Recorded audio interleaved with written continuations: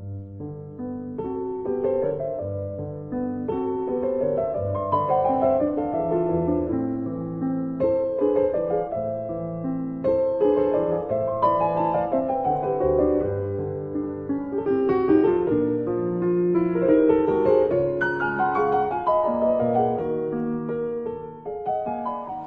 noite a todos, bem-vindos. A ideia hoje é batermos então um papo a respeito de imaginação, poder criador do homem. Como eu sempre falo para vocês, mas nunca é demais repetir, essa é uma matéria do nosso curso de filosofia, logo no início do segundo nível. Temos uma disciplina que se chama Psicologia, onde um dos capítulos é imaginação. É interessante vocês imaginarem, é filosofia ou é psicologia? Na verdade, se vocês imaginarem que filosofia é amor à sabedoria, evidentemente, dentro da filosofia também se buscava saber sobre o homem. O nome psicologia foi criado mais recentemente, embora a palavra psique seja uma palavra grega. Mas o conhecimento a respeito do homem era o conhece-te a ti mesmo, grego, sempre houve isso. Então nós fazemos um estudo comparativo a respeito do que se disse de imaginação ao longo da história. E eu acho um tema bastante oportuno esse no nosso momento. Não sei se vocês recordam, algum tempo atrás, pouco tempo antes de falecer, se fez uma pergunta para Steve Jobs numa entrevista. Eu achei muito interessante o que ele falou, mais ou menos a esse respeito. Disseram, bom, você não tem medo de ser substituído pelas suas próprias criações? Que a tecnologia que você cria venha roubar o seu emprego? Ele disse, olha, eu particularmente acho isso visão de ficção científica. Eu acho que desenvolver as ideias que existem, a tecnologia vai poder fazer cada vez melhor. Mas gerar novas ideias vai ser sempre humano e cada vez mais raro. Eu achei isso bastante interessante, porque é sempre humano e cada vez mais raro mesmo. Hoje nós giramos em torno de ideias dadas e é muito raro que canalizemos ideias próprias. E a imaginação é essa ferramenta de criação, de captar ideias próprias, desenvolvê-las. Em última instância, a imaginação constrói até a nós mesmos, porque nós somos uma ideia absolutamente original, cada ser humano, que tem que ser descoberta, tem que ser desenvolvida. Cada ser humano é único e irrepetível. E desenvolver a si mesmo trabalha também com a ideia da imaginação. Então vamos ver alguns conceitos dentro daquilo que é possível numa pequena palestra, não é?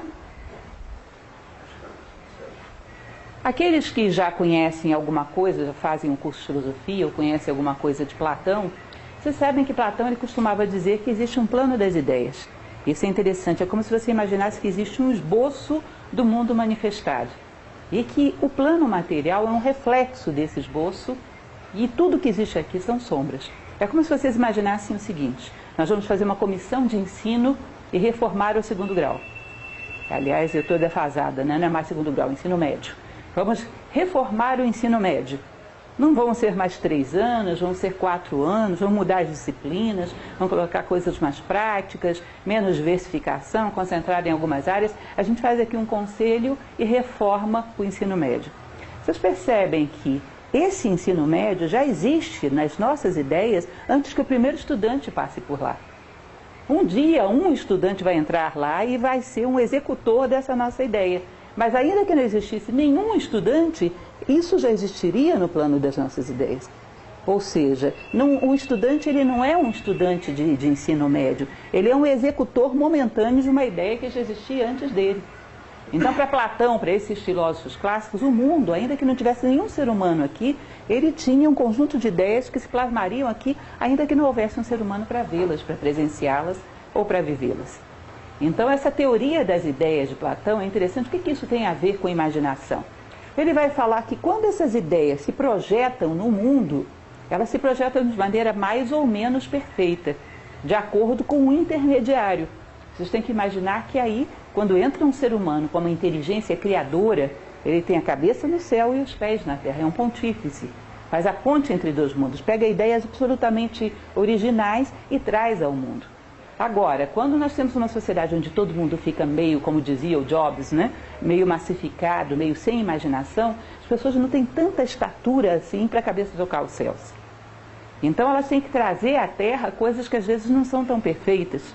Ele diz que quando chega à Terra coisas que não são perfeitas, elas começam a desenvolver um processo que a gente chama de evolução.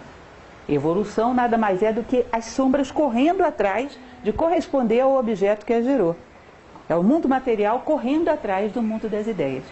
Evolução, a própria palavra é interessante, porque vem de uma noção que é egípcia. O grego copiou essa noção do Egito, que era desenvolver, desenrolar, porque no Egito os conhecimentos eram escritos em papiros e enrolados. É como se você desenrolasse aquilo que está no plano das ideias e lesse e copiasse aqui embaixo. Então o desenvolvimento seria uma capacidade de pegar essas ideias e trazê-las ao mundo. E isso seria então imaginação. Então é interessante entendermos essa ideia. Acreditemos ou não em Platão, o fato é que a gente vê que as coisas vão mudando e buscando uma cada vez maior perfeição. Como se quisessem corresponder a algo que se espera delas. Cada coisa busca o seu ideal. E é interessante porque nós esperamos das coisas que sejam ideais. O nosso carro, a nossa roupa, a nossa casa, nem sempre esperamos isso de nós. Como se nós também não tivéssemos um ideal. A evolução consiste em crer que todas as coisas têm um ideal que lhe é próprio. Assim como existe a casa ideal, o carro ideal, existe um ser humano ideal. E desenvolver-se ou evoluir é correr atrás dessa ideia.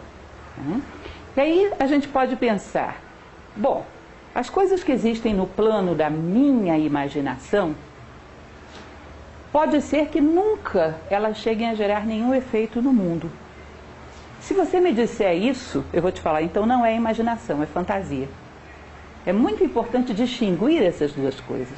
No plano mental, você pode ter formas mentais que você classifica como imaginação ou como fantasia. O mundo manifestado, gente, é dual. Muitas vezes temos falado isso. Se existe o claro, existe o escuro. Se existe o macio, existe o resistente. Se existe a imaginação, tem a sua polaridade negativa, que é a fantasia. O que é a imaginação? A imaginação é um projeto do que eu vou viver amanhã. Eu imagino hoje o que eu vou fazer amanhã. Mas ela tem uma contraparte negativa, que é a fantasia, que ela não é um projeto do amanhã, ela substitui o amanhã. Imaginem vocês que eu queira ser uma pianista.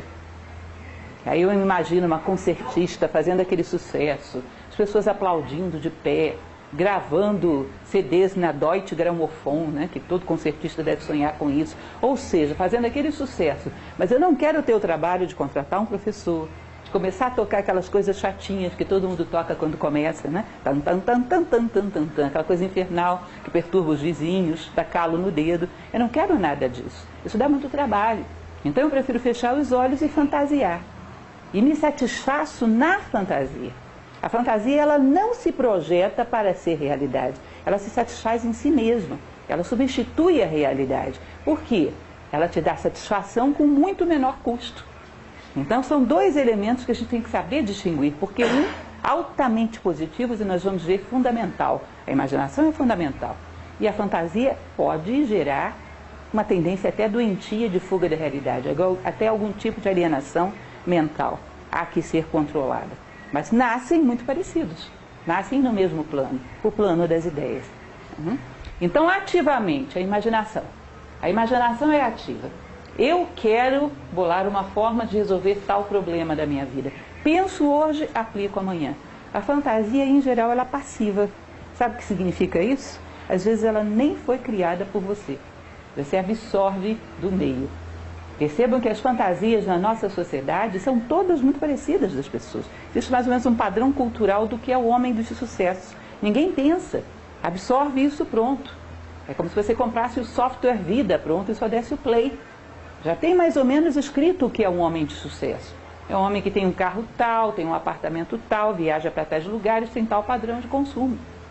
Então, como isso às vezes é muito difícil de alcançar, as pessoas se evadem para a fantasia.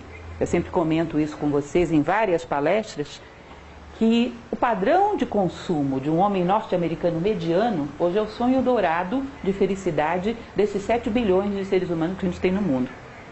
Se você pega o padrão de consumo de um norte-americano mediano e multiplica por 7 bilhões, você não tem planeta para isso. Então isso é matematicamente inviável. Se você promete às pessoas um padrão de felicidade que elas não têm como adquirir, elas vão se evadir para a fantasia. E isso já está tudo, os caminhos já estão todos pavimentados. Então você vai para uma rede social, inventa uma identidade que não é a sua, você vai assistir um reality show, uma telenovela, já tem os caminhos de fuga todos pautados, para que você desdobre e negue a sua identidade como alguma coisa insípida e sem valor. Então a fantasia ela é mais absorvida do meio do que propriamente criada por você. Perceba uma coisa interessante, não há como você criar nada sem um modelo de o que você tem como produto final. É como você imaginar que você vai construir uma casa sem ter nenhuma ideia de como você quer que seja essa casa. Vocês imaginaram que coisa inviável? Eu vou escavar fundações profundas ou não? Vai ser uma casa térrea. Eu vou colocá-la voltada para o poente ou para o nascente? Não tem jeito de você construir uma casa sem ter um modelo do que ela vai ser quando estiver pronta. Não tem jeito de você construir a si próprio se você não tiver um modelo do que você quer ser quando for um ser humano, digamos assim, concluindo a sua vida, um ser humano mais ou menos acabado. E se você não cria esse modelo vai ser absorvido dos padrões que a sociedade coloca como oficiais. Então, quando você menos imagina, você está se imaginando como o herói da novela das 8 da Rede Globo, que cai entre nós. São as figuras mais, digamos assim, posso falar isso para vocês claramente, né? Mais inúteis que possa haver. Já viram algum herói de novela da Rede Globo comprometido com a humanidade, ou com uma causa social, com a sabedoria? São seres absolutamente inúteis, existem para desfrutar e brigar com a namorada. Mas se você não escolhe o seu modelo de vida, você percebe que se infiltra pelas frestas da desatenção, e daqui a pouco, quando você menos percebe, você está sonhando com esse tipo de coisa. Ou seja, a fantasia ela é passiva e ela é muito provável de ser contagiosa, não ter sido nem criada por você. Eu acho muito interessante quando você pega livros clássicos que falam a respeito do que é um homem sábio. Hoje a gente nem acredita que existam homens sábios, né? Quando você pega um Lao Tse, um Tao Te Ching, um Confúcio, um Platão, esses grandes livros da história da humanidade, eles falavam que o alvo do ser humano, o objetivo do ser humano, deve ser atingir a sabedoria. E aí eles descrevem como é que é um homem sábio. Eu acho isso o máximo. Teve uma época na minha vida que eu pegava folhas de cartolina, não era nada bonito, e você ia escrevendo essas descrições e colava na porta do meu armário. Não era bonito, mas era útil. Tudo que eu via que falava de como é um sábio, eu queria visualizar, eu queria ver um sábio na minha frente. E queria imaginar que eu podia chegar lá. Porque eu sabia que se eu não ocupasse esse espaço conscientemente, ia entrar um modelo inconsciente. Eu tenho que ter um modelo, eu tenho que ter a planta da minha casa para poder construir nessa direção. Eu tenho que ter um modelo. Então tinha coisas lindas, lindas. Lao Tse mesmo, a tradição taoísta é especialista em fazer descrições de sábios. Acho muito bonita. Ele diz que quando você olha nos olhos de um sábio, ele é profundo. E lá dentro parece que tem um diálogo silencioso entre dois seres. Um diálogo entre um homem e um Deus. Vocês imaginam um ser assim? Você olha nos olhos dele e você sente que lá dentro tem um diálogo sagrado, íntimo, com algo muito profundo. Então tem coisas maravilhosas que esses sábios falam, porque eles mesmos eram sábios, né? Um Lao Tse, um Confúcio, a respeito do que é um sábio. E isso excita a tua imaginação e te ajuda a criar um modelo. Se você não faz isso, porque isso é imaginação, você vai cair na fantasia e vai vai absorver um modelo do coletivo. E aí vai ficar com elementos que você conscientemente não admira, trabalhando inconscientemente para você tomar decisões. Ou seja, fica com coisas aí subliminares, tensionando a tua tomada de decisões e a tua resposta à vida. Enfim, isso aí é tremendamente importante, né? A imaginação é ativa, a fantasia passiva, normalmente contagiosa. Imaginação mais vontade. Se existe uma coisa, aliás, a palavra magia é uma palavra que hoje a gente acha que é tirar coelhos de cartola. Isso não obedece às leis da natureza. Nenhum coelho vai sair da cartola se ele não entrou lá primeiro. Magia é magna ciência. Se vocês pegam os alquimistas medievais, eles diziam que magia tem lógica, tem ciência, tem equação matemática por trás. Magia é magna ciência. Se diz que a magna ciência de construção dos homens tem dois ingredientes, que é a imaginação mais vontade. Você imagina o que você quer ser amanhã e coloca a vontade em cima. Onde há uma vontade, há um caminho, não há quem impeça. Semana passada a gente falava sobre vontade, né? Quando você junta esses dois, não há quem se oponha a você. Eu imagino que você é tal coisa e coloco vontade. Ou seja, decisão no plano mental, perseverança e constância no plano físico. Ninguém detém uma pessoa assim. Ela tem uma identidade construída como ideia e tem um ritmo inexorável para poder alcançá-la. Isso são as ferramentas que constroem seres humanos. E, curiosamente, são as duas coisas mais raras que a gente tem no nosso momento histórico. Somos muito débeis do ponto de vista de determinação, de vontade, e muito influenciados pelas ideias do coletivo, ou seja, muito pouco imaginativos, muito pouco criativos, muito pouco capazes de ousar no plano da imaginação. Então ficam homens padronizados e depois a gente morre de medo da clonagem. Já estamos meio clonados, obedecendo a um padrão, como eu falei para vocês, software vida, só damos o play.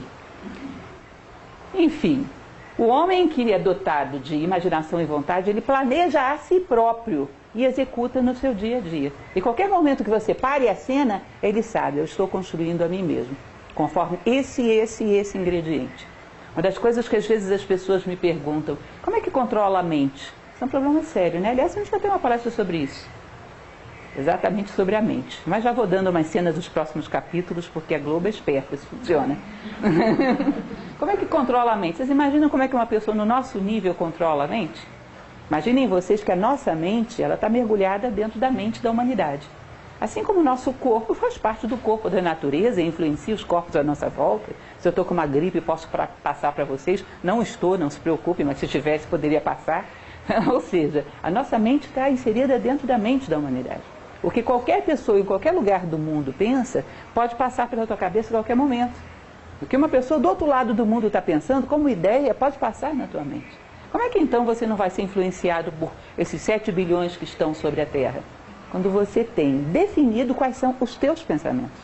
Eu sou uma pessoa que é assim, que pensa de tal forma, que tem tais princípios e que tem tais buscas e tais valores. Qualquer coisa fora disso que eu defini não sou eu. Portanto, se entra uma ideia, oi ideia, tchau ideia, lá vai a ideia, não é minha. Vai procurar o seu dono. Porque eu sei o que dentro de mim sou eu. Isso é inteligência, inteligência, escolher dentre.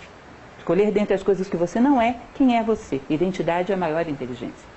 Então nós vamos ver que a construção de si próprio em todos os planos, inclusive no plano mental, é um ato de vontade. Eu imagino, eu sou isso. Você pode fazer até por escrito. Eu sou isso. Por quê? Porque quero. E vou definir e vou vigiar para que eu não seja outra coisa, a menos que eu defina racionalmente isso. Eu defino os princípios que podem delinear a minha identidade. E tudo fora disso não sou eu e eu não me identifico.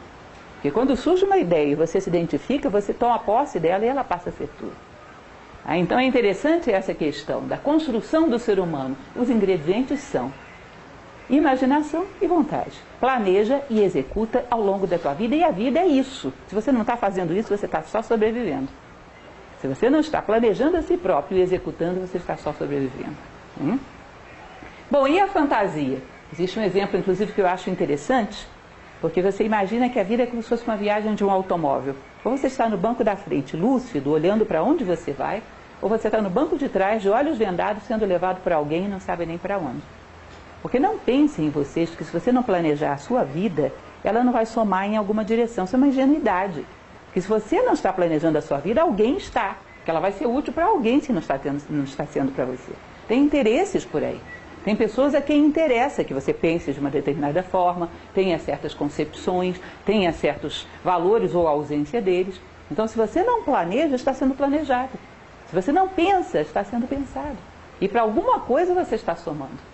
Eu acho engraçado quando às vezes as pessoas dizem, eu não me comprometo com ideia nenhuma. Já se comprometeu com a pior das ideias, que é a alienação.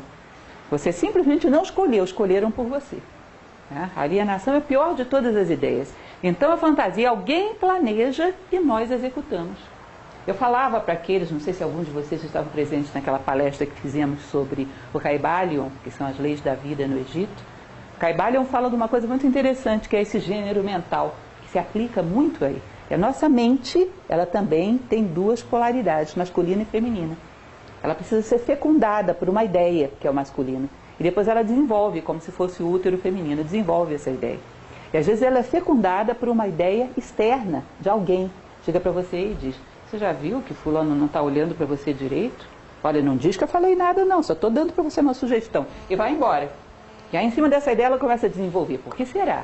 Fulano não gosta de mim, eu sempre desconfiei, olha como é que ele me trata, e não sei o quê. Você percebe que ela está desenvolvendo um germe que não foi dela?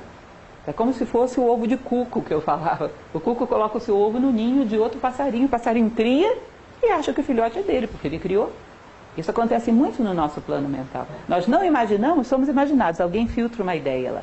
E depois trabalhamos para que aquilo cresça, aquilo se desenvolva, sem saber que a semente não é nossa. E isso é próprio dos homens que não têm imaginação. Estão sempre chocando ovos de cuco, sempre desenvolvendo ideias que não são suas. Não são criadores das suas próprias ideias e, consequentemente, também não da sua vida. Bom, frestas da atenção. Isso é uma coisa interessante que é importante que vocês percebam. Ainda que a fantasia, a princípio, não tenha nenhuma intenção de gerar fatos, na hora que você se distrair, vai gerar.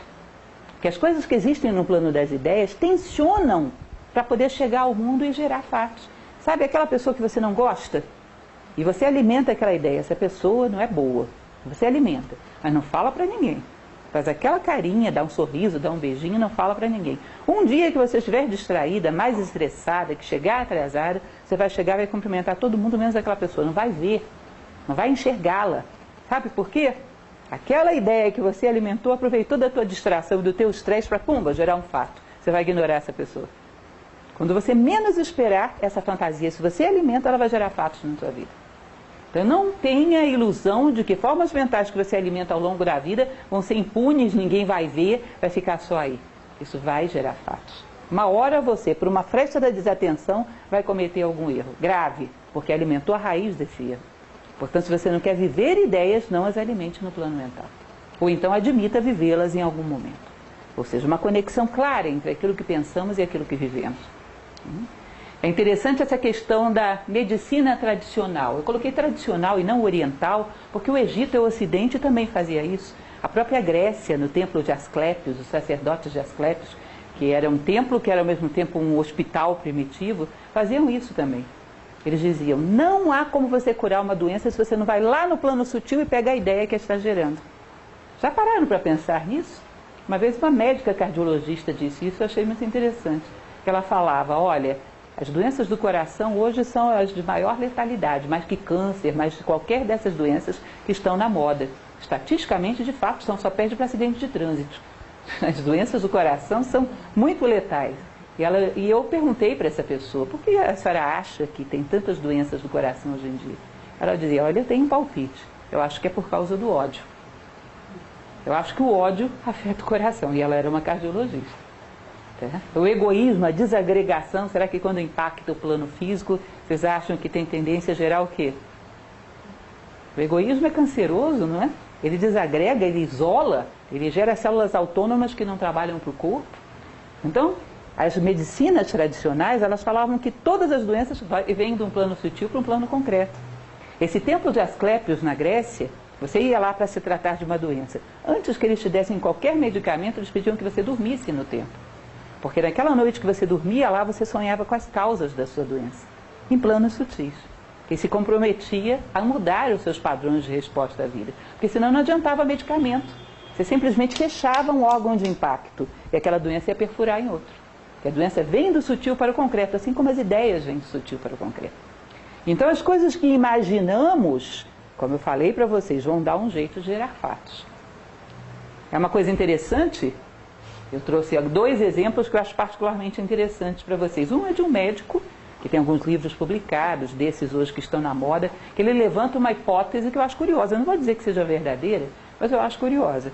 Ele diz que até 2 anos depois que as pessoas aposentam, existe uma incidência muito grande de morte. Isso é estatístico. Ele fala, será que não é que as pessoas ficam a vida inteira dizendo, eu vou me aposentar e não vou fazer nada. Vou botar as pernas para cima e não vou fazer nada. Ele diz, bom, não fazer nada, só morto. Se você está vivo, está fazendo alguma coisa. Será que as pessoas não se programam para morrer e o corpo só executa? Será que elas não colocaram rodando aí esse programa e o corpo simplesmente levou à prática? É uma possibilidade, né? Imaginamos algo e não sabemos as consequências práticas disso, mas isso vai gerar consequências. E o outro, uma aluna minha em sala me falava uma história que eu achei muito interessante algum tempo atrás. Que ela dizia o seguinte, que anos ela trabalhou com uma colega, e essa colega vivia dizendo para ela, sabe qual é o sonho da minha vida? Ganhar sem trabalhar. O que eu mais queria era ganhar sem precisar trabalhar, sem precisar vir aqui.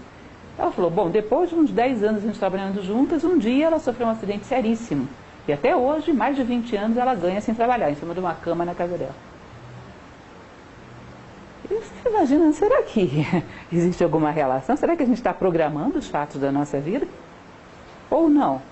Bom, se você pega todas as tradições antigas de medicina, de filosofia, vão falar isso, você está programando a sua vida. Você está gerando hoje as causas no plano mental, que serão fatos amanhã. Será que isso tem alguma relação? Eu acho bem possível. Pelo menos acho digno de tomarmos como possibilidade. Então pensem nisso, a questão das frestas da atenção que vão gerar fatos a partir das nossas formas mentais. Continuando, tomar consciência e assumir rédeas do processo. Assumir rédeas do processo significa tudo que eu quero ser, eu vou pensá-lo e vou planejá-lo e vou delinear para mim mesmo o que será o meu futuro. E sempre vou estar me relembrando para que eu não me perca. Quando eu dou o curso de filosofia, tem uma passagem muito bonita que a gente fala sobre individualidade, que eu faço a seguinte pergunta. Imaginem que a gente colocasse na máquina do tempo Platão e trouxesse ele aos dias atuais. Ele entrasse com aquela calma filosófica que ele caracterizava e perguntasse para você, quem é você? O que será que Platão estava esperando que você respondesse? É uma perguntinha boba dessa, gente, 3 palavras. Quem é você? O que vocês acham que ele esperava que vocês respondessem? Não adianta você tirar sua carteira de identidade, seu CPF e dar para o Platão, que ele vai dizer, você é esse pedacinho de papel? No tempo dele nem existia esse pedacinho de papel. Dá o seu e-mail para ele, ele vai dizer, o que é isso, meu filho? Seu endereço, o que você vai dizer para o Platão? O que é que ele está esperando que você responda? Quando você diz para alguém a sua identidade, isso dá inclusive para essa pessoa uma previsibilidade do que você pode ou não fazer no futuro. Se eu der para você a minha carteira de identidade, você prevê o que eu posso fazer? Não. Só se você fizer numerologia com os números da minha identidade. Eu não acho que vai funcionar. O que você poderia dizer para o Platão que ele pudesse inclusive prever o que tem a ver com você e o que não tem no futuro? O livro dos mortos egípcios tem uma passagem muito bonita que diz, o teu nome interno está no futuro. Ou seja, sabe quem é você? Aquilo que você imaginou e fixou como identidade. Eu sou, a Lúcia, uma pessoa que pretende chegar ao final da vida mais justa, mais íntegra, mais coerente e mais fraterna. Pronto, essa é a minha identidade. Aí você sabe perfeitamente quem sou eu. Quando eu estou lúcida, quando eu lembro quem sou, eu estou me esforçando para ser mais justa, mais coerente, mais fraterna. Se eu não estou fazendo isso, eu estou fora de mim. Ou não era eu, ou eu estava fora de mim. Aquela dor de cabeça que dá no dia seguinte, quando a gente faz as coisas que não gostaria de ter feito, que a gente pensa, eu estava fora de mim. O que é estar dentro de você? Está indo para onde? Percebem que isso você tem que imaginar? Se você diz isso para o Platão, ele fica satisfeito. Porque aí ele pode até prever o que é pertinente, o que você vai fazer ou não. Ele pode prever o teu futuro, para onde você vai estar caminhando sempre. Você disse para ele aonde você pretende chegar. Ou seja, você disse para ele a tua identidade criada no plano da imaginação. Aliás, a filosofia antiga dizia que coração vem de core, coragem. É como se de uma certa maneira o teu coração já estivesse lá na tua identidade e o resto do corpo estivesse só correndo atrás. Eu amo isso, o ideal de um sábio, portanto quero chegar lá. Mas você não ocupa esse espaço, como falamos, vai ser ocupado por alguma imagem do coletivo. E daqui a pouco você está trabalhando para isso inconscientemente. Está tomando decisões em função disso. Tá? Então imaginar a si mesmo e não fantasiar. Além disso, além de você ter uma meta clara de quem você quer ser, aquele momento doloroso, né, que a gente não gosta de pensar porque a gente tem medo da morte, imaginar aqueles momentozinhos antes da morte, quando eu olhar para trás, o que eu quero encontrar dentro de mim e qual rastro eu quero ter deixado no mundo. Pensar nessa obra final, fixá-la através da imaginação. E além disso, saber, nessa caminhada que você faz para esse objetivo, em que degrau você está. Porque a fantasia também ataca aí. Eu quero ser uma pessoa justa e já estou quase lá. Vocês vão olhar para mim e vão rir. Como assim? Seja humilde. Tá bom que você queira ser uma pessoa justa, é um objetivo nobre, mas veja em que degrau você está. Jung chamava isso de inflação do ego. Você está no 2º degrau, imagina que está no 20º. Você vai tentar atingir o 21º, vai levar um tombo e vai rolar a escada abaixo. Saber onde você está. Vocês percebem que isso é uma das maiores causas de traumas psicológicos profundos. É aquela pessoa que chega e diz, eu sou muito corajoso. E aí um belo dia, que às vezes acontece, né, cruza uma esquina, um assalto. Uma pessoa com uma arma. Fantasia resiste a assaltantes? Fantasia é a primeira que cai no chão e o deixa sozinho, despido, desnudo diante daquilo que ele realmente é. No dia seguinte, o trauma não é tanto pela carteira que ele perdeu, é por ter que enfrentar o espelho e lembrar do que ele fez. Às vezes a pessoa esquece. Tem um vazio, perde a memória, porque não suporta confrontar, que ele chorou, gritou pela mamãe, rolou pelo chão, não suporta isso. Não suporta confrontar a decepção consigo mesmo, porque fantasia não responde à realidade. Ela primeiro que te deixa desnudo e na mão. E às vezes a pessoa não suporta esse trauma, porque se você não trabalha para se ver através de um esforço consciente de vontade, a vida vai te colocar contra a parede. e vai te mostrar quem você é, porque você precisa disso. E a vida trama para a tua evolução. Ou seja, como dizia o imperador romano Marco Aurélio, que era um grande filósofo, ele dizia: hás de ser direito ou endireitado. Ou você trabalha para se ver, ou a vida vai te colocar contra a parede. Aquilo que popularmente a gente diz, ou vai por bem ou vai por mal. Você vai ter que se ver num determinado momento. Porque o sentido da vida é esse: conhece-te a ti mesmo. Então, essa fantasia em relação a objetivos e fantasia em relação a que altura estamos. Olha a tua volta, olha as tuas pegadas, pelas vossas obras vos conhecerei. Em que altura estamos desse caminho? Uma pessoa que tem os problemas que eu tenho, uma pessoa que é justa, uma pessoa que tem os problemas que eu tenho, que tem as dificuldades de relacionamento que eu tenho, é uma pessoa fraterna? Uma pessoa que hierarquiza a sua vida da maneira que eu hierarquizo, é uma pessoa que realmente tem uma boa capacidade de convivência? Tem que verificar pelas pegadas que eu deixo. Tem que ter uma ferramenta mais concreta para não fantasiar sobre mim mesmo. Porque as decepções são terríveis. Os traumas que se geram aí são muito profundos. Então o homem imagina que pensa, isso é outra coisa interessante, fantasia desenfreada, né? Eu tenho várias ideias, você vai ver nenhuma é dele. Nenhuma é dele. Já pararam para pensar qual a ideia que vocês têm, que vocês viveram um fato, refletiram sobre ele, criaram várias hipóteses, testaram na vida e escolheram? É essa, eu penso assim. Eu penso assim das pessoas a partir de toda essa reflexão. A maior parte não tem esse histórico. Sabe por quê? Porque você comprou pronta. Vocês não acham engraçado isso que a gente vê correr pela sociedade? Todo mundo odeia um personagem público, amanhã adora, depois amanhã odeia de novo, às vezes o mesmo. Vocês acham que esses sentimentos são reais ou a gente clonou? Sentimentos verdadeiros e profundos dá trabalho de construir. Ninguém odeia e ama assim de um dia para o outro. Isso você odiou e amou porque todo mundo odiava e amava, estava na moda. Então hoje tal personagem público é maravilhoso, amanhã cai no limbo, depois de amanhã volta de novo. Esses sentimentos, entre aspas, coletivos também não são teus, também são inventados. Pensamento, sentimento autêntico dá trabalho construir. Existe reflexão, existe profundidade. A maior parte das coisas que a gente pensa e sente não são nossas. Você é sentido, você é pensado e acha que tem um monte de conceitos sobre a vida. Não tem nada. Está tudo copiado. Tudo copiado. Na hora que você necessita de uma resposta para a vida, não tem nada consistente. Tem um monte de fachadas, um monte de intelectualismo, um monte de conceitos. Na hora que você vai aplicar, não tem consistência. Nenhum deles é realmente teu. Então isso é um elemento que também haveria que verificar. O que de fato eu imaginei, o que de fato eu criei como ideia, o que eu captei, o que eu vi, o que eu construí, e portanto tenho direitos autorais, isso é meu, isso sou eu. Muito pouco.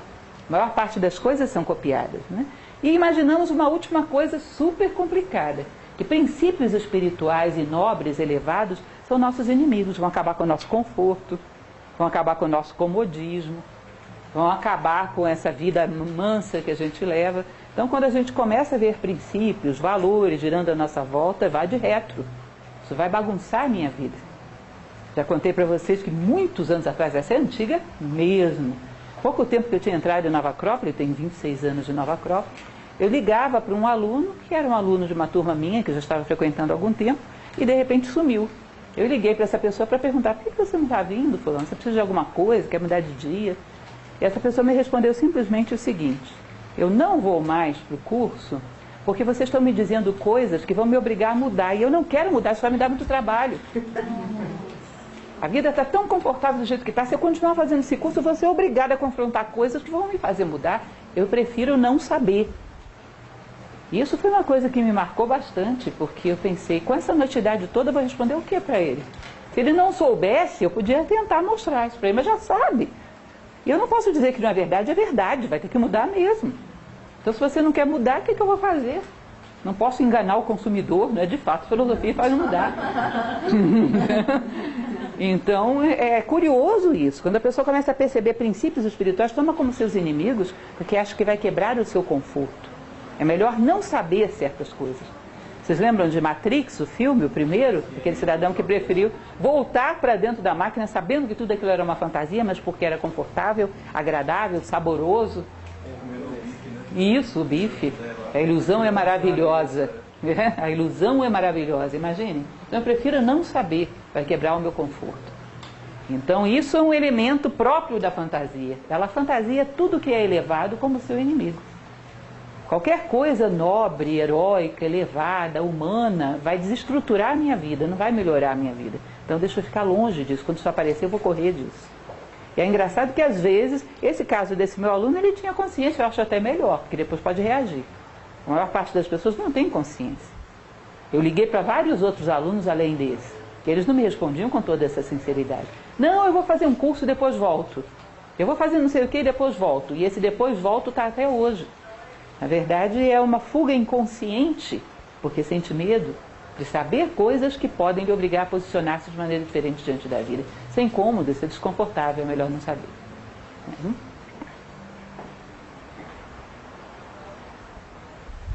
Fazer-se ao invés de fantasiar-se.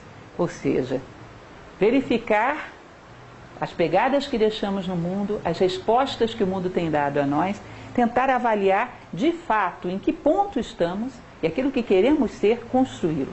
Tem uma estratégia de construir a nós mesmos. E saber que as coisas não caem do céu, a natureza não dá saltos. Como eu vou me tornar uma pessoa melhor para a convivência? Se tiver uma estratégia nesse sentido.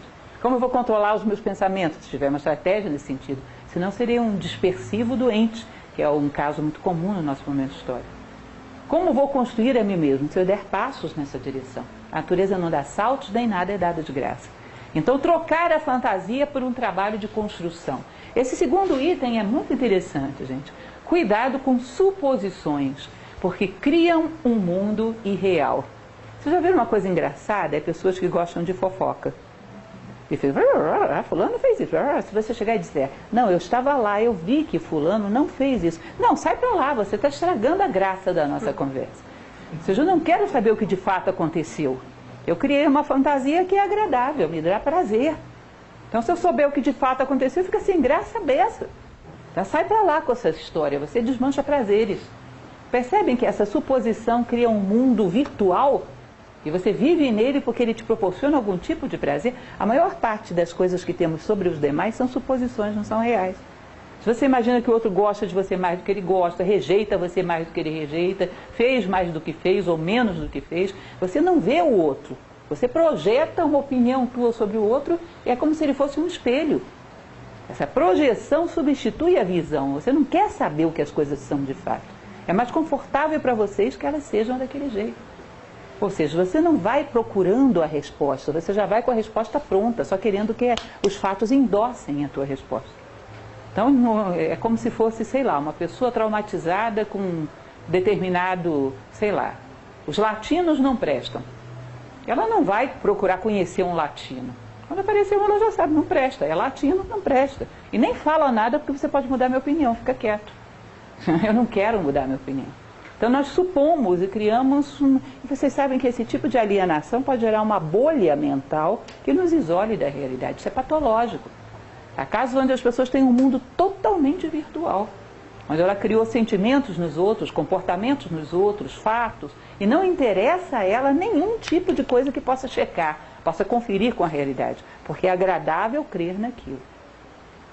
Nunca aconteceu de vocês suporem a respeito de um ambiente não vou ser bem recebido, e quando chega lá vocês percebem que as pessoas não estão fazendo nada daquilo que você esperava? Como se fosse outro mundo, e aquilo era só uma bolha mental? As pessoas não vão gostar de eu ter ido. E você chega lá, está todo mundo bem, não tem nada daquilo. Era uma bolha.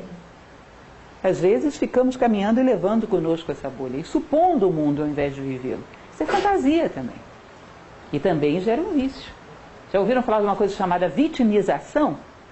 Que é um dos piores vícios do nosso momento histórico, é uma fantasia. Em todos os lugares as pessoas estão fazendo alguma coisa contra mim. Porque se eu não tenho essa sensação... Uma vez eu vi, inclusive, um médico falando sobre isso, eu achei muito interessante, que a vitimização gera um estímulo celular equivalente a de uma droga, vicia.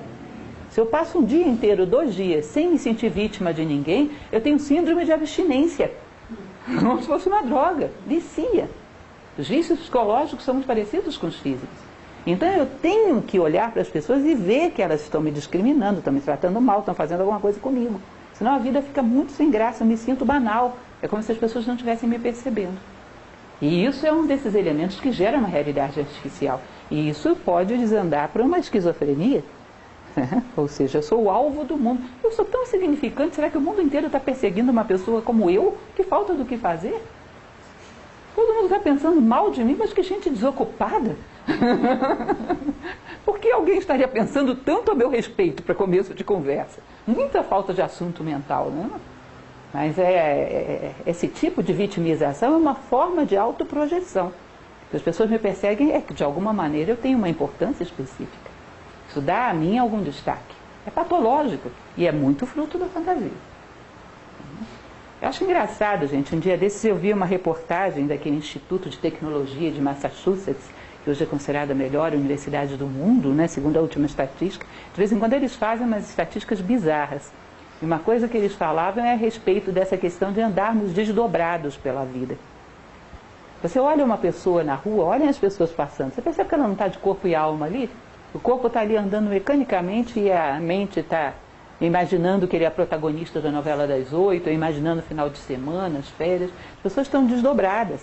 Ele dizia nesse estudo, existe um potencial humano quando ele está atento às coisas que ele está fazendo. Todo mundo tem um potencial de inteligência, de imaginação, que se ele colocasse toda a sua atenção naquilo que ele está fazendo, estouraria em termos de qualidade as coisas que o mundo faz. E, em geral, não estamos em lugar nenhum. Aí eles fizeram uma análise da vida do homem mediano e perceberam que o momento que ele está mais atento ao que está fazendo, por incrível que pareça, é o momento do ato sexual. Só aí. O resto do tempo ele está desdobrado. É engraçado isso? Imagina se você tivesse esse padrão de atenção em todos os fatos da sua vida, explodiria de qualidade aquilo que você faz. E, em geral, estamos desdobrados. Isso é fantasia. Em geral, estamos indo para um plano porque a vida te parece insípida, um plano que parece ter mais sabor do que a própria vida. Bom, então essa é a questão do mundo irreal, das suposições.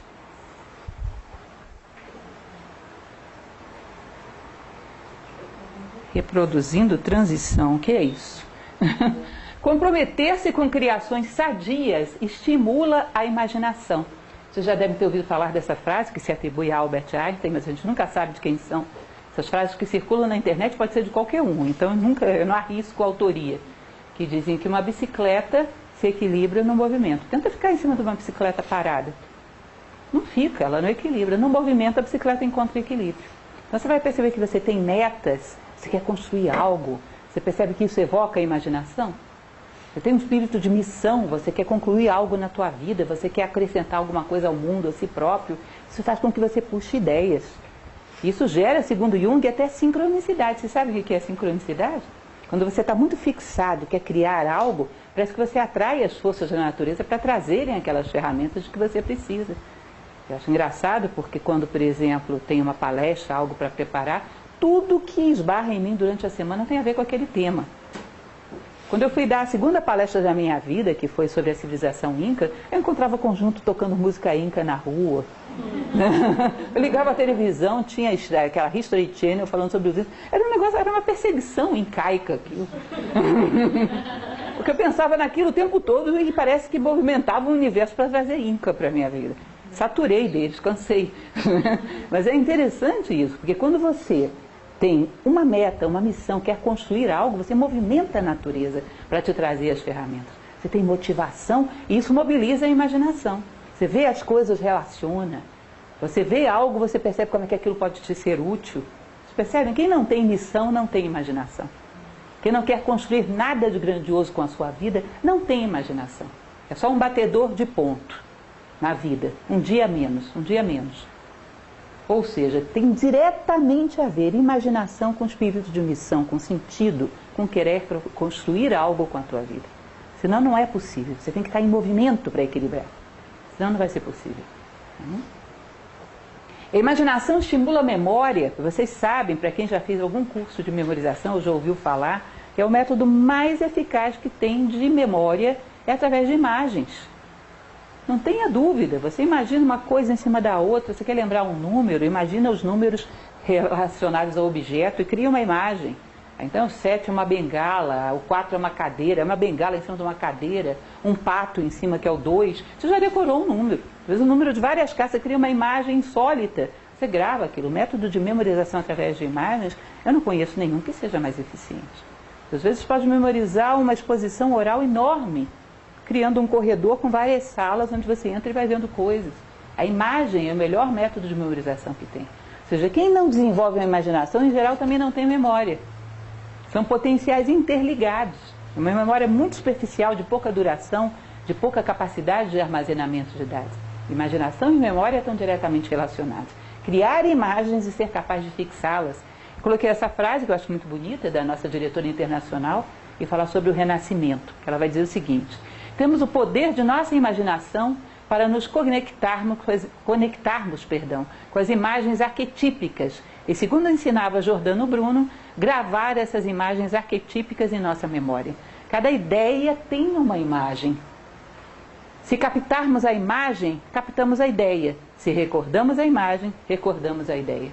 Giordano Bruno, que foi um pensador do Renascimento, que morreu em 1600 na fogueira da Inquisição, Giordano Bruno, ele tinha uma técnica de memorização que ele andava pelo mundo ensinando para os príncipes. Ele não esquecia nada, ele relacionava os fatos da vida com as estrelas. Ele era capaz de gravar textos enormes, tinha uma memória prodigiosa. E uma das maneiras que ele conseguia ser aceito pelas cortes medievais era exatamente ensinando o seu método de memorização. Ou seja, cada ideia tem uma imagem associada a ela. Se eu sou capaz de criar essa imagem mentalmente, eu não esqueço dessa ideia nunca. Ou seja, pessoas de boa memória são pessoas de boa imaginação. Não sei se vocês já tiveram a experiência, recentemente aconteceu comigo, eu achei isso muito interessante. Eu ouvia uma música clássica e sempre me via uma imagem. Sempre me vinha uma imagem. Isso me lembra tal coisa. Tal melodia me lembra tal coisa. Aí um dia eu descobri que tinha um cidadão que tinha escrito uma letra para essa melodia clássica. E essa letra falava mais ou menos o que eu imaginava quando eu ouvia a música. Ou seja, não é tão aleatório. Uma pessoa que de repente se propõe a falar sobre uma música, se ela se concentra, se ouve, de repente capta uma imagem parecida com o que você captou, porque talvez esse som esteja associado a uma imagem mesmo. Não seja uma associação aleatória. Vocês já ouviram falar de pessoas que têm uma paranormalidade chamada sinestesia? Eles dizem que tudo que é captado por um sentido poderia ser captado por todos os outros. Ou seja, por exemplo, os sons têm uma cor, tá? As cores têm um gosto. Eles já fizeram experimentos também que pegaram duas pessoas, dois sinestésicos, e colocaram dos dois lados dos Estados Unidos. E mostravam coisas parecidas, uma nota musical. Eles diziam tal cor. Os dois a mesma coisa. Como é que podia ser uma simulação isso? Foram fazendo vários estímulos e eles davam outros idênticos, ou seja, não é aleatório. Então, quando eu fixo uma ideia, ela vai sempre me relacionar com uma imagem. E se eu tenho essa capacidade de criação de imagens no plano mental, sou uma pessoa de uma memória prodigiosa. É outro problema do nosso momento histórico, né? Uma falta terrível de memória, por pouca imaginação.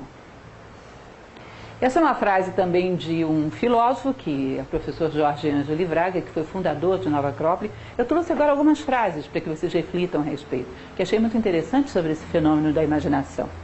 Tal como postularam Bruno, Paracelso ou Jacob, a imaginação pode efetivamente mover montanhas, pôr em marcha os povos, e com ela os sonhos podem fazer-se realidade.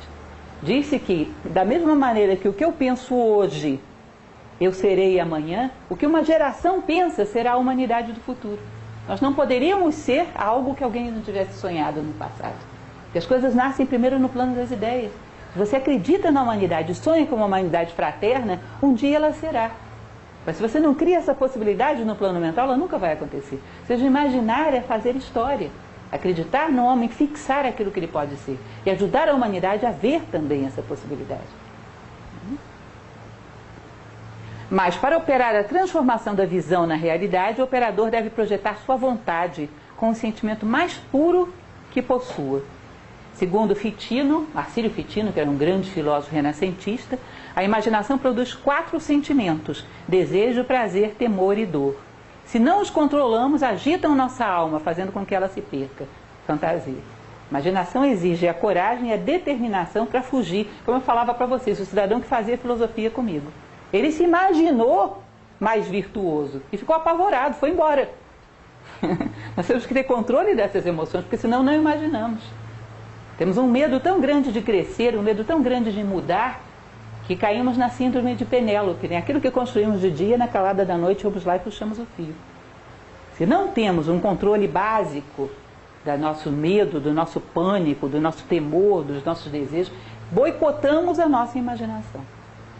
Porque preferimos o ruim conhecido do que o possivelmente bom, mas desconhecido. boicotamos a nós mesmos.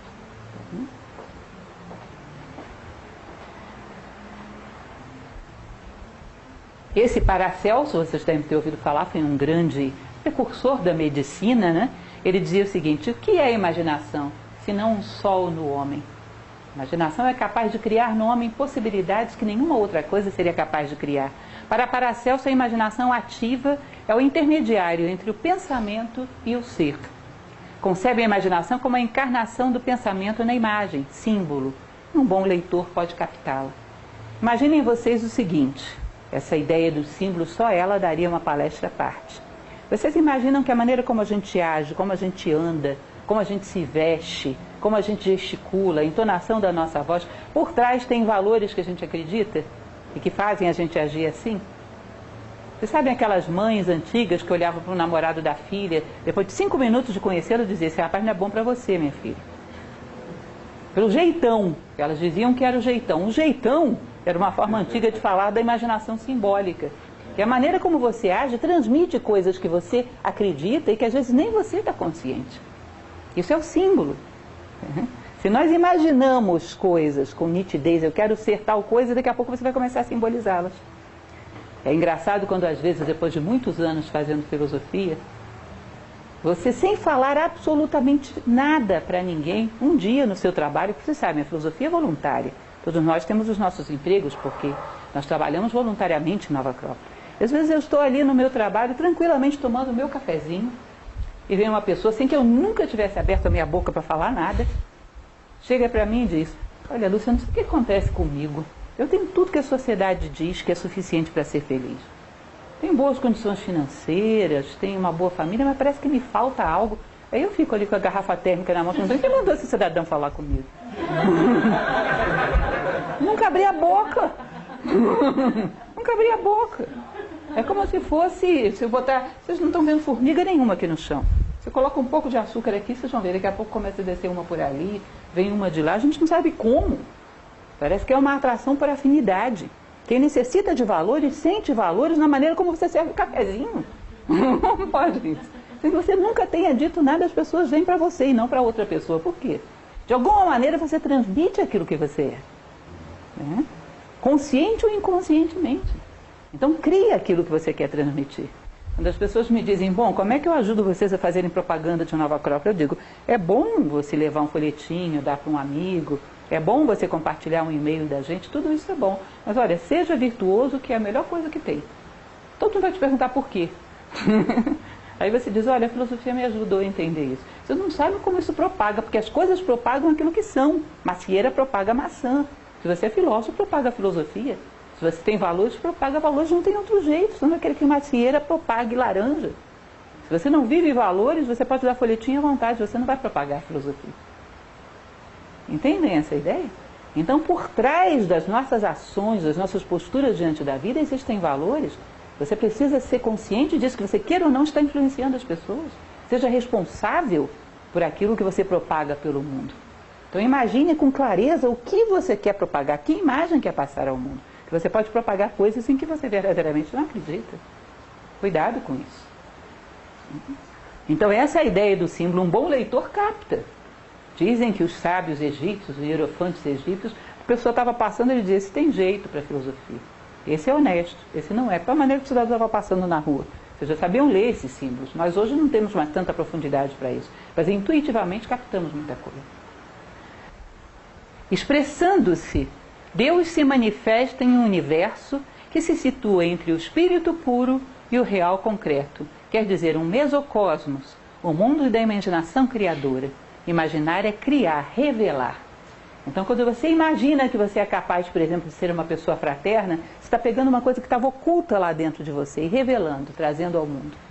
Você está pegando potenciais ocultos que estavam em você e trazendo ao mundo. Você criou um mesocosmo, uma ponte. Você é um pontífice entre céu e terra.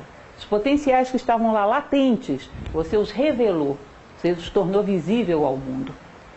A imaginação cria no homem a essência de seus propósitos, a potência de seu surgimento. Isso é uma frase de um historiador francês, eu acho muito bonita. Ou seja, a imaginação revela aquele potencial que existe dentro de você, porque você não poderia imaginar uma coisa que não existisse. A imaginação capta realidades do plano das ideias. Você não poderia se imaginar justo se você não tivesse esse potencial. Você não poderia se imaginar fraterno se você não tivesse esse potencial. Tanto para bem quanto para mal, a imaginação percebe possibilidades que existem dentro de nós. E se você se identifica com elas e as vive através da vontade, você gera realidades. Imaginação junto com vontade cria realidades, cria fatos, faz do homem um construtor. A imaginação, mais uma vez, isso é Giordano Bruno, muito interessante, ele trabalhava muito com essa ideia de imaginação. A imaginação reclama ser o primeiro vínculo da alma, meio termo entre o temporal e o eterno. Ela é o sentido dos sentidos e, propriamente falando, o único sentido verdadeiro. É o corpo e veículo da alma, a fonte de onde flui a vida humana, o método mais venerável de se comunicar com Deus. Então imaginem vocês que a gente tem sentidos externos, a visão que vê a superfície dos objetos, a audição que percebe os ruídos, o tato, etc. Os nossos 5 sentidos. A imaginação é um sentido interno. Ela não inventa, ela tateia algo que está dentro de você. Bom, a gente está levando em consideração o que muitos homens do passado disseram. Ela é um sentido. Ela está tateando algo que está adormecido dentro de você. Ela percebeu, ela não inventou. Eu estou imaginando que eu posso ser uma coisa que eu não posso. Olha, se você consegue visualizar isso com clareza, você pode. O Walt Disney costumava dizer isso, né? O que eu posso imaginar, eu posso fazer. Tá? E fez. Nós sabemos o que foi a vida de Walt Disney. Então ela é um sentido interno, ela tateia aquilo que de mais elevado e mais divino você tem. Ter a imaginação embotada, ter uma preguiça mental, que é o pior tipo de preguiça que existe, o não desenvolvimento da vida interior, o não desenvolvimento da imaginação, é passar a vida como um desconhecido de si mesmo. Ignorar, talvez, aquilo que você tinha de mais precioso. Eu já falei para você que uma ocasião, não sei explicar porquê, eu estava totalmente desocupada numa livraria, porque só podia estar desocupada para fazer uma coisa dessas. Eu inventei de folhear um livro que era o Diário de Marilyn Monroe. Eu achei isso muito engraçado. Me deu curiosidade, eles publicaram recentemente isso. Diário, inclusive, com facsímile da letra dela. E tem uma passagem do diário dela, gente, que ela diz o seguinte: olha, as pessoas acham que me amam, as pessoas nem me conhecem.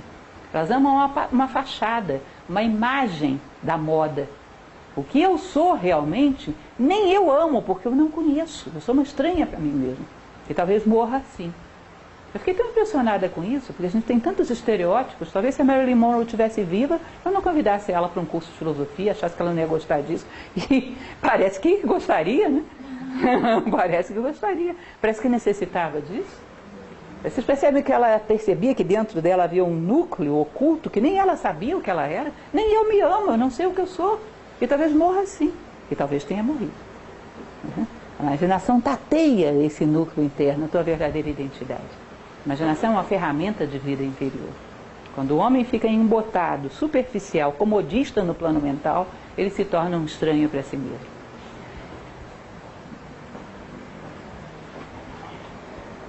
Essas são algumas frases, como eu falei para vocês, que eu trouxe porque achei muito bonito e fiz questão de compartilhar com vocês. Esse é um caso real que aconteceu há não tanto tempo, né, algumas décadas atrás. Alguns já devem conhecer, que é a história de Jean-Dominique Bauby. Decidi parar de ter pena de mim mesmo. Além do meu olho, há 2 coisas que não estão paralisadas: minha imaginação e minha memória. Jean-Dominique Bauby, ele sofreu um derrame cerebral maciço e ficou totalmente imobilizado. Ele funciona apenas um olho e ele está lúcido. O escafandro e a borboleta. Ele diz: parei de ter pena de mim, eu tenho 2 coisas muito boas, tenho um olho e tenho a minha imaginação. A minha imaginação e minha memória e o meu olho, suficiente para que eu faça muita coisa. E se a pessoa tem todo o corpo e não tem nem imaginação nem memória, o que vai fazer? Talvez muito menos do que ele. Percebam? E a gente não chama isso de um inválido, e chama ele. Pessoa totalmente destituída de imaginação, de vida interior, de autoconhecimento, a gente não chama de um inválido, chama ele. Não é curioso isso? É questão de valores.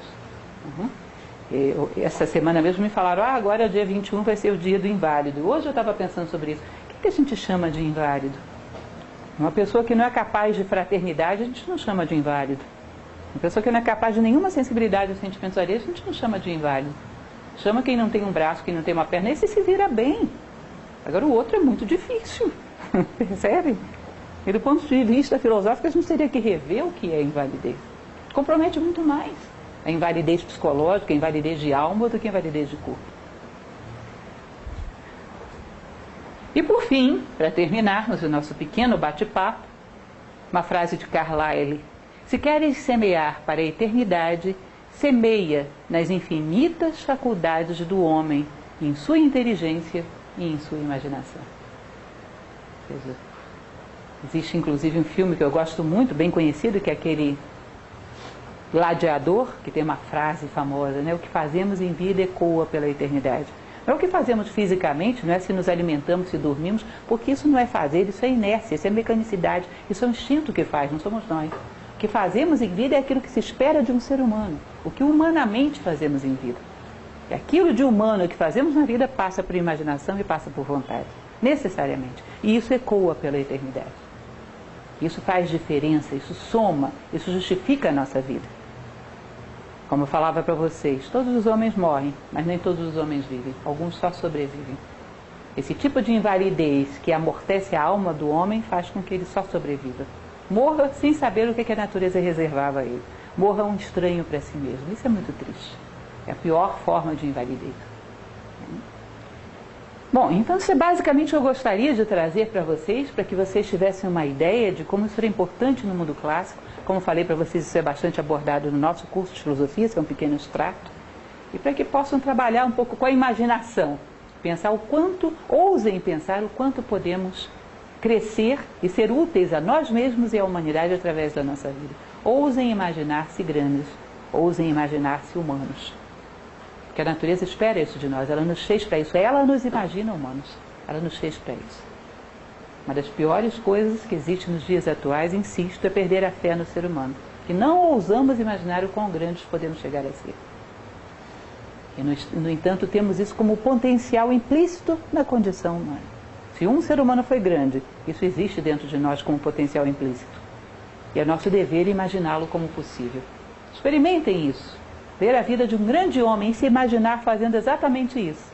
Você vai perceber que vem um medo, um certo terror, mas dentro de você também uma certa sensação de glória. Eu posso. Eu de fato posso. E vou deixar de realizar pelo menos uma parte disso, não vou viver.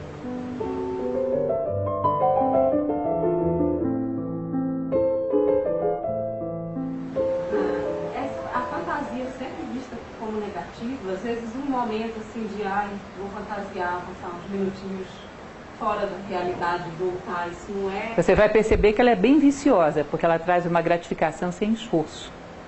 Mas isso não é necessário, às vezes num dia tão esforçado, um momento de fuga. Você vai perceber que é uma outra maneira de você compensar o estresse, levando a consciência para coisas belas, levando a consciência para coisas nobres, sem adquirir vícios. É como se você dissesse, eu estou muito estressado, vou usar uma droga. Bom, tá bom, vai servir, mas você vai pagar um preço caro por isso. A forma de você desestressar sem partir para coisas que podem te comprometer. E a fantasia, ela gera uma substituição da vida. E essa substituição da vida vai se tornar um vício, porque ela te dá prazer com muito menos esforço do que a vida. Daqui a pouco você está desdobrado e não consegue fixar mais. Tem pessoas que você está falando com elas, vocês já devem ter percebido, isso é muito comum no nosso momento histórico. Se você demora mais de 30 segundos falando, ela já não está mais ali, ela está te olhando assim, feito uma coruja. Você percebe que ela já não está mais ali, não consegue fixar a atenção às vezes por um minuto. Vocês já viram isso? A dispersão é uma doença, gera patologias. Você tá, é como se fosse Maquiavel, os fins justificam os meios. Não, mas eu vou descansar, então os meios justificam. Eu posso fantasiar porque é por uma boa causa. Olha, os fins e os meios têm que ser coerentes. Então, no caso, é melhor você imaginar coisas boas para esse momento. Imaginar coisas boas, elevar a consciência com uma boa música, lembrar de um bom momento. Use para isso a memória, use para isso a inspiração. Os sufis, não sei se você já ouviu. Fantasia, a gente fica meio aí, né? Se você está fantasiando, você está imaginando. Não, na verdade todos dois são criar imagens, mas você percebe que a fantasia, ela te dá um tipo de prazer sem nenhuma pretensão de realizar nada na tua vida. Então vocês imaginem, por exemplo, que eu gosto de uma boa música e eu passo mentalmente essa boa música. Essa boa música no meu plano mental me traz inspiração, me dá vontade de ser um pouco mais amorosa, me dá vontade de expressar melhor os meus sentimentos. Ela gera um planejamento para a ação. A fantasia não gera nada, muito pelo contrário, ela te prende ali, você quer sair e não consegue. E em qualquer desatenção, quando você menos imagina, você foi para lá. Ela cria um mundo paralelo que te rouba a vida. Ela não gera nenhuma projeção para realizações futuras. Ela não tem relação com esse mundo, ela é um mundo à parte. Você sempre ouviu, vai fazer alguma realização futura? Com certeza. Você já ouviu isso quantas vezes deitado? Não. Você vai perceber, quem assistiu Caibalion, a gente falava um pouco sobre isso, Platão, ele falava demais da música. Que a música é vibração. E essa vibração, ela puxa a tua consciência para a sintonia com essa vibração. A gente não precisa ser sinestésico, nenhum paranormal, para perceber, por exemplo, que uma pessoa que gosta de música vulgar, em algum momento ela vai ser vulgar. Uma pessoa que gosta de músicas violentas, em algum momento ela vai expressar violência. Porque a consciência dela afinizou com aquele nível de vibração. Em algum momento ela vai expressar coisas afins. Nada na vida é impune. Aqueles que assistiram Caibalion, eu dizia para vocês que a nossa essência, segundo a tradição egípcia, isso é complicado, mas dá para a gente imaginar, diz que a nossa essência é o padrão em que a nossa consciência vibra. Isso é você. Os egípcios chamavam isso de nome interno. Minha consciência vibra nesse plano. Ela vibra diante da beleza, da bondade, da justiça. Bom, isso sou eu. E o que eu tenho que fazer? Pegar coisas que vibrem nessa mesma sintonia para poder assentar a minha consciência aí, ou puxá-la para frente. Eu começo a me afinizar com coisas que vibram aqui embaixo. Vou puxar minha consciência para baixo.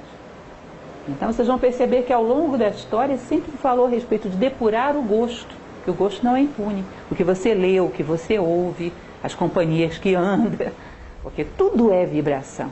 E quando você cria sintonia com uma vibração muito baixa, a tua consciência vai voltar lá. Vocês vão perceber que é uma coisa tão complexa isso, gente. Para nós, né? No passado era óbvia. Vocês vão ver que o teatro grego, eles tinham muito cuidado quando uma pessoa, por exemplo, ia fazer um personagem que era um vilão. Precisava ser uma pessoa madura, com muita identidade, com muito autocontrole. Eles diziam, uma pessoa imatura, que interpreta muito bem o personagem de um vilão, a consciência dela se identifica com isso. E depois ela pode tomar isso como uma possibilidade. Isso pode gerar loucura, isso pode gerar delinquência, isso pode gerar um monte de coisa. Batman. Exatamente.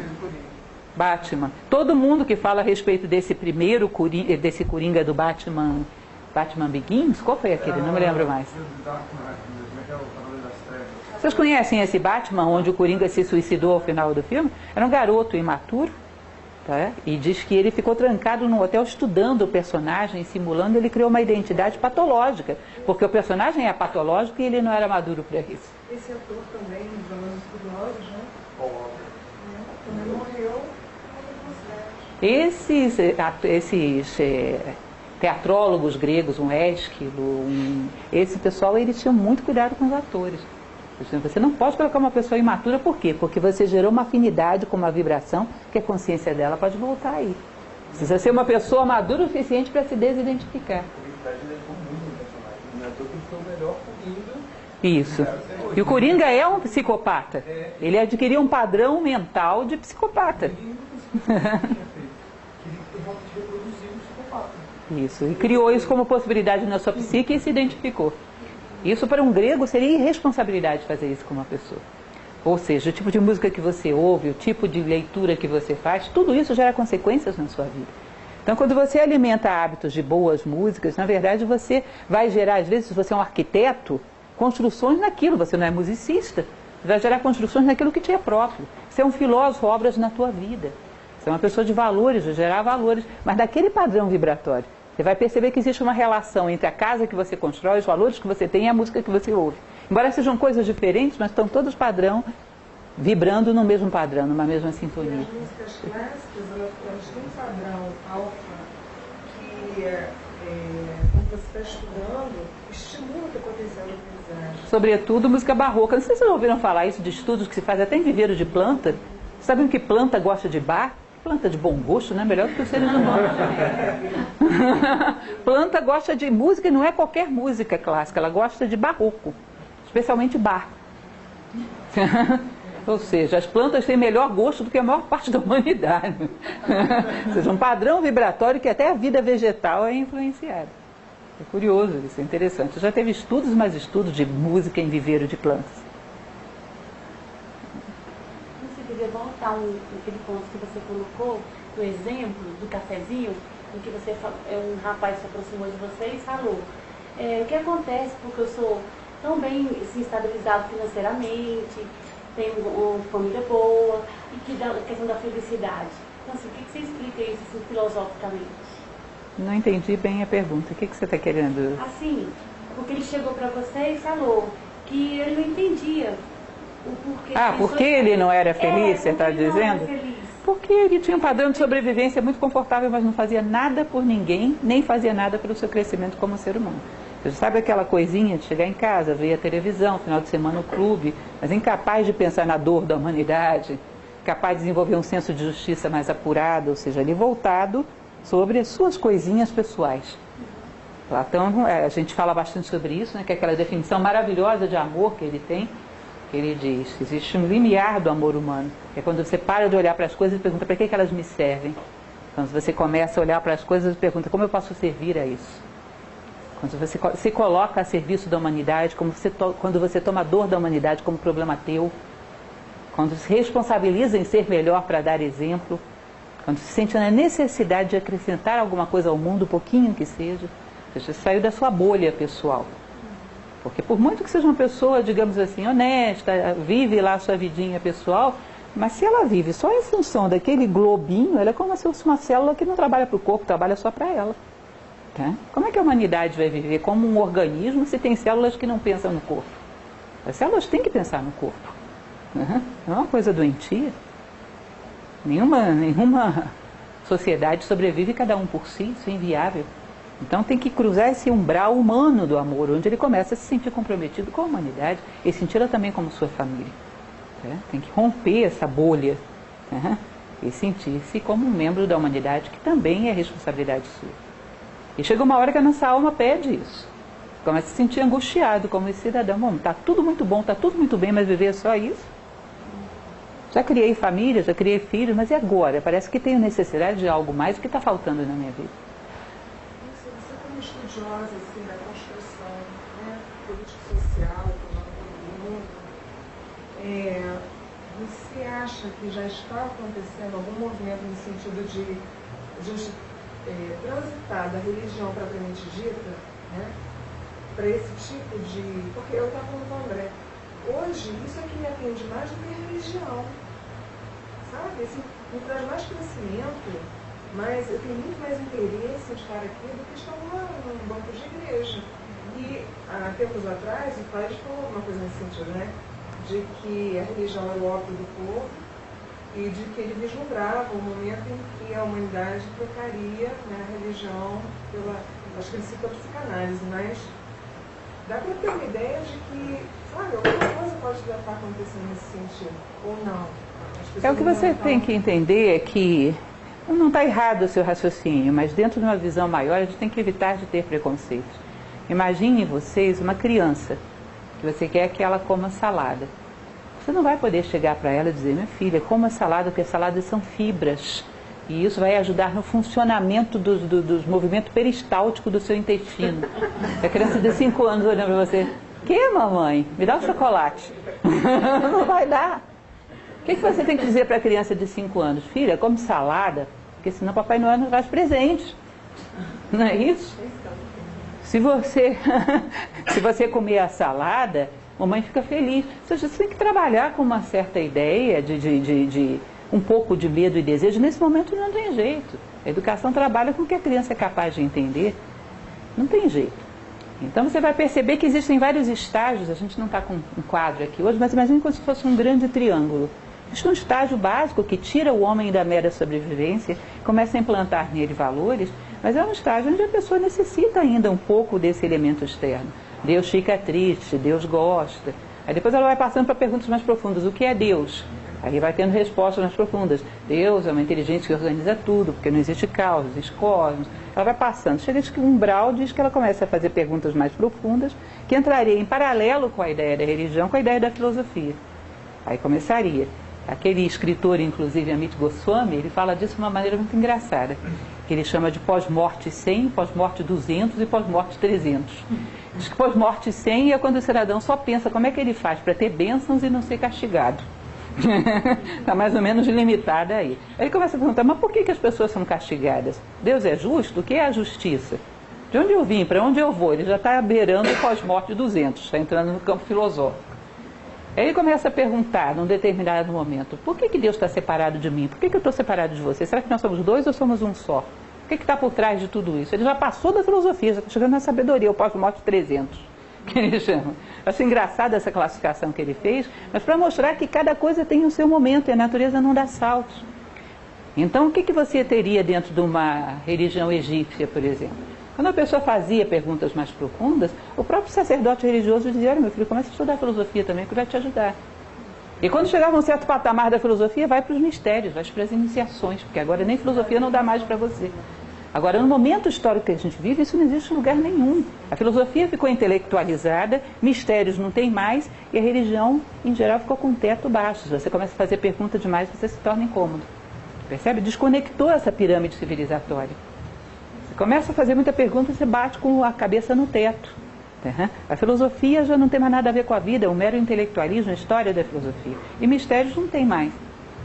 Então você gera uma dicotomia que não era para existir. Não tinha nenhum tipo de dicotomia, por exemplo, na filosofia platônica. Lá pelas tantas ele está desenvolvendo uma lógica perfeita e de repente ele apela para o deus Apolo, o deus délfico. Aí vai para as festas panateneias. Não tinha nenhuma dissidência. Ela pelas tantas entrava nos mistérios de Eleusis, era tudo conectado. No Egito tampouco, na Índia tampouco. Você saía de uma escola Vedanta e entrava na filosofia, entrava nos mistérios, tudo conectado, tudo bonitinho. Agora, o nosso é um momento muito materialista, onde as coisas se tornaram rasas. Aí parece que a gente está fazendo uma guerra. Não, você não vai... Bom,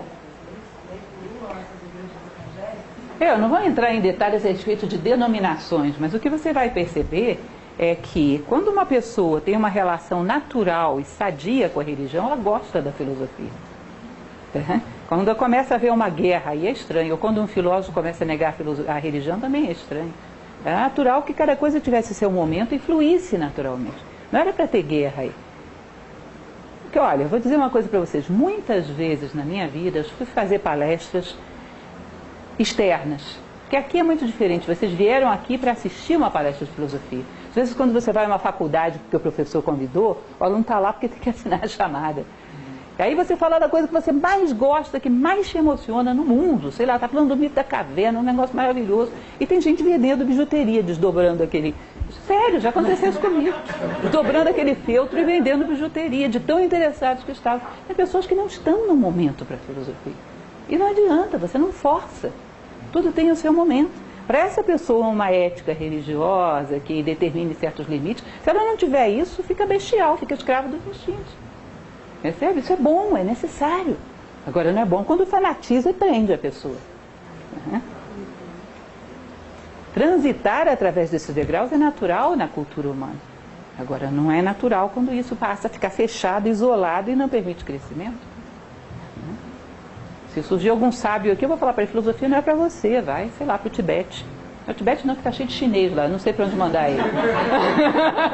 Não sei para onde mandar ele, definitivamente. Mas até agora não me apareceu nenhum, acho que eles são meio raros. Quanto à fantasia infantil? Na verdade, você vai perceber que é muito difícil a gente delimitar o que é fantasia infantil, porque tem muita coisa que a gente diz que é fantasia e que é uma realidade. Você vai perceber muito amigo invisível. A gente diz, meu filho conversa com um amigo invisível. Vou dizer uma coisa, pela pouca experiência que a gente tem de educação com criança, a maior parte de amigos invisíveis não são imaginários, são elementais da natureza que essas crianças percebem. Fadinhas, essas coisas elas veem. Tem uma inocência que permite que elas vejam. Agora, quando é um processo que você percebe que está substituindo a realidade, sei lá, não vou estudar para a escola porque fulaninho vai me ajudar na hora, vai me inspirar, às vezes pode acontecer. Já é uma evasão que se torna perigosa quando desajusta a criança. Agora, a criança, em geral, que ela tem um processo imaginativo muito grande. Ela sonha que ela é o príncipe, ela é a princesa, e ela pode ser, e deve. Ela tem sonhos de nobreza. Tem um livro muito bonito do professor Michel Echenique, que foi o fundador de Nova Acrópole no Brasil, que ele se chama As Duas Pontas. Que ele dizia que esses sonhos que a criança tem, do príncipe e da princesa, é o que ela vai realizar ao final da vida. As duas pontas da vida se unem. Só que aqui ela sabe defender os seus sonhos, ninguém mais vai roubar dela. O que vamos ser? Vamos ter um sangue azul, que é ser inspirados no celeste, ter um comportamento totalmente pautado na nobreza, na dignidade. Isso é um príncipe, isso é uma princesa, matando dragões, que são a bestialidade, a violência, a loucura, a alienação, para salvar a princesa encantada, que é a nossa própria alma. Tudo isso é símbolo. O que a criança acredita é mais real do que aquilo que o adulto acredita.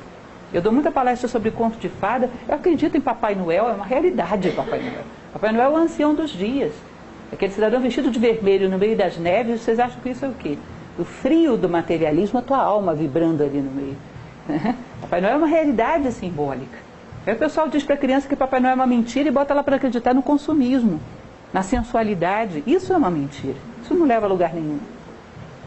Então, na verdade, a criança, muitas vezes, o que a gente chama de fantasia é imaginação. Ela está imaginando uma nobreza que um dia ela pode viver.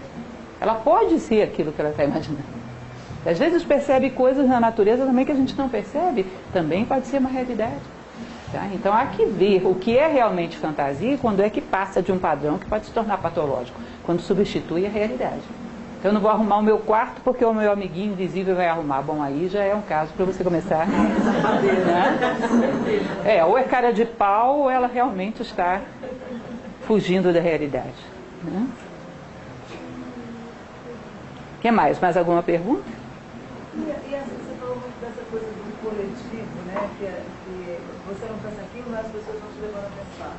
Esse é o caso da nossa política nesse momento, onde ela está dividida em dois polos, que a gente não consegue, enfim, as pessoas não se entendem, a gente tem ali um ambiente político onde a gente percebe que está cada um por si, ninguém pensa mais no país, fica aquela confusão, os deputados querendo conquistar o poder, os petistas querendo permanecer no poder.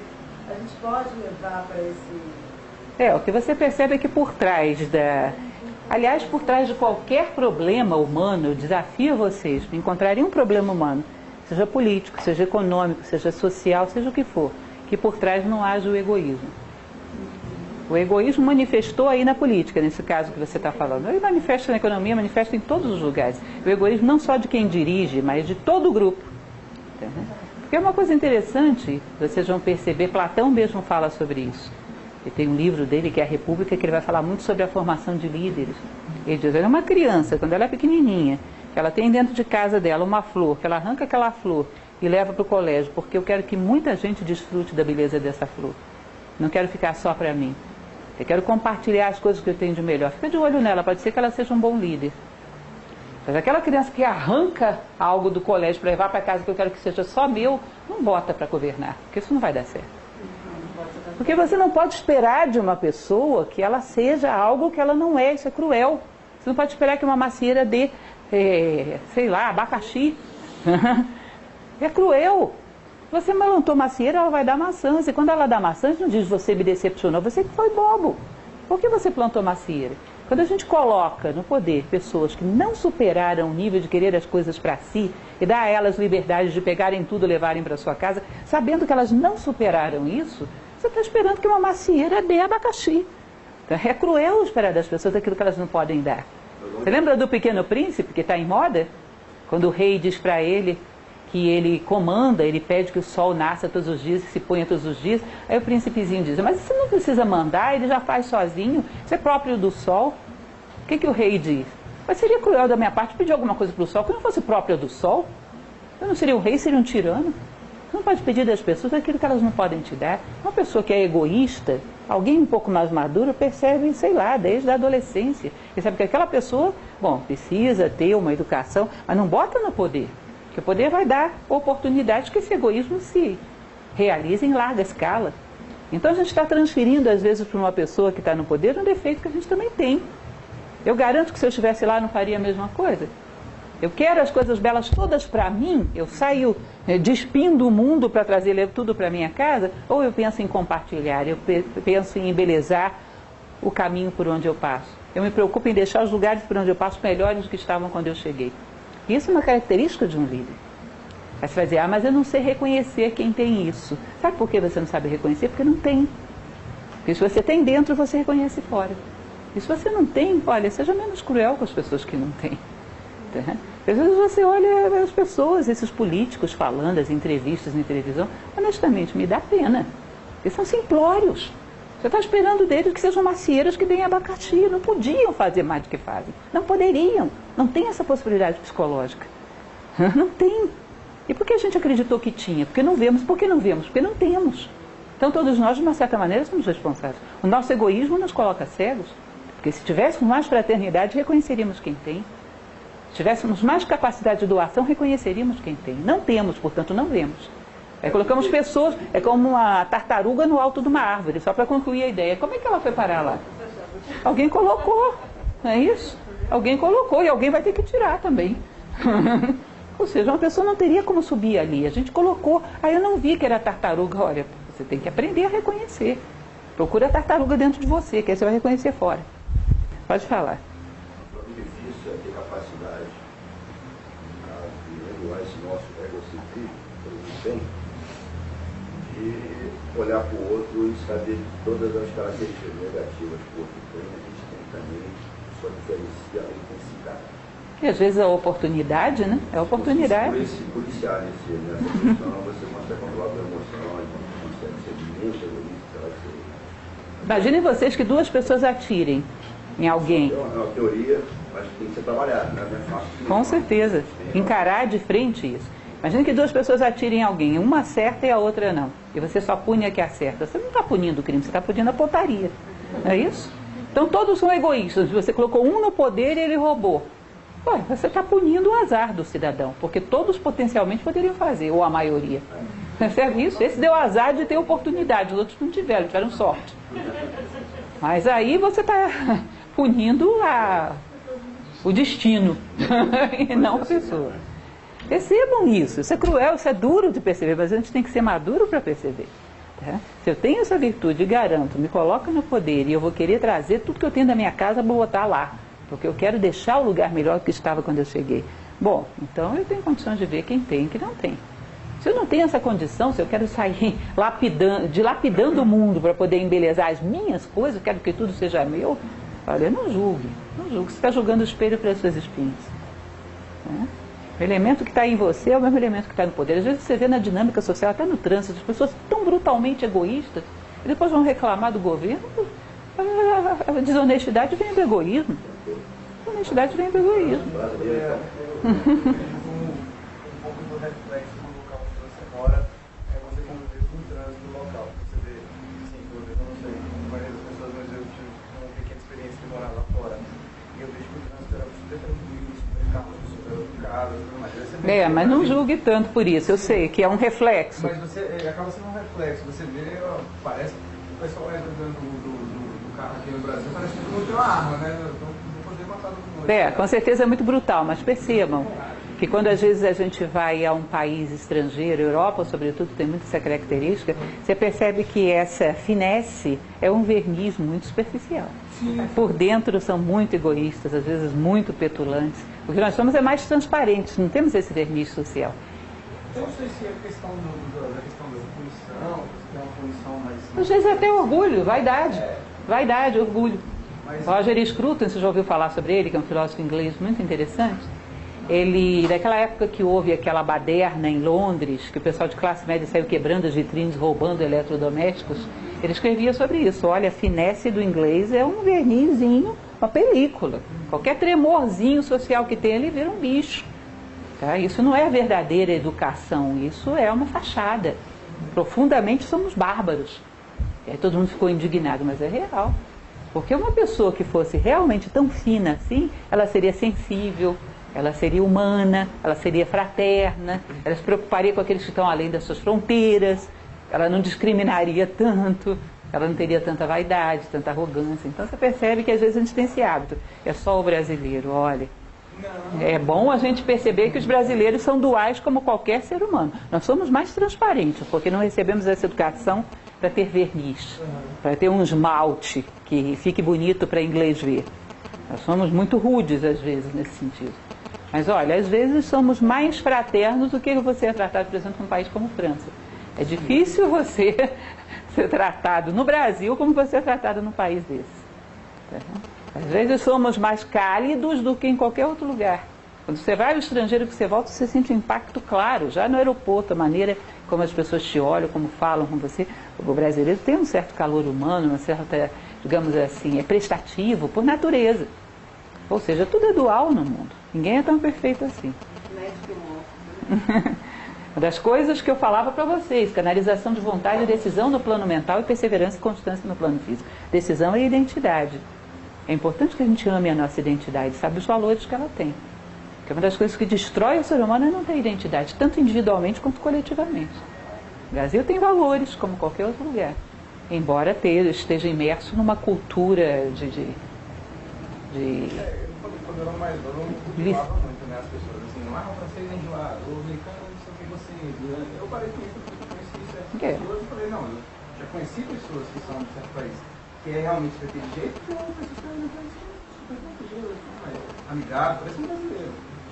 Nós estamos envolvidos numa cultura de licenciosidade, de permissividade. Se você pega esses europeus e coloca vivendo dessa mesma maneira, talvez fizessem o mesmo.